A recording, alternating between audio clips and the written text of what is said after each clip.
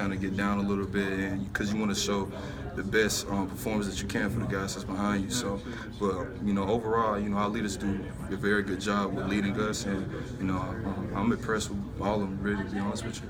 Ryan Anderson called it a race to the quarterback last week. Yeah. Do you guys feel that when you're on the field? Like, I got to get there every time. Whenever we rush, and it's always a race to the quarterback.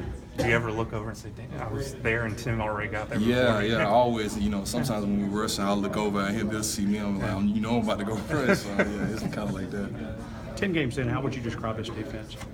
This defense, I feel like we're a lot more dominant now, but there are little things that we still got to work on. I feel like it's a lot more things that we can do to even be better. So overall, I think we're doing pretty good. The key to stopping their quarterback, very mobile, can hurt you. Yeah. Talk a little bit about it. Like I said, man, just little things like that. I feel like we just got to work on just with our pass rushing, making sure that we get to the quarterback. Making sure that we retrace more instead of just rushing on the field. We face a guy kind of like that with Deshaun Watson. Little things like that we just got to work on. 3 sacks everybody looks at sacks, but 12 quarterback hurries. Do you guys look at that number of contacting the quarterback?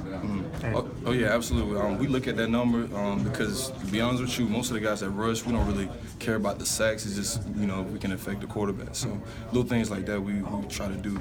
Is there a goal number-wise that you're trying to hit in a game? Not a goal number, but if we just try to affect him as much as possible. Just to try to at least get a hand on him and affect his throwing. You feel though that those hits, even when they're not sacked, sort of add up? Do you see it in the second half? Yeah, they do add up. That's exactly what we're trying to do.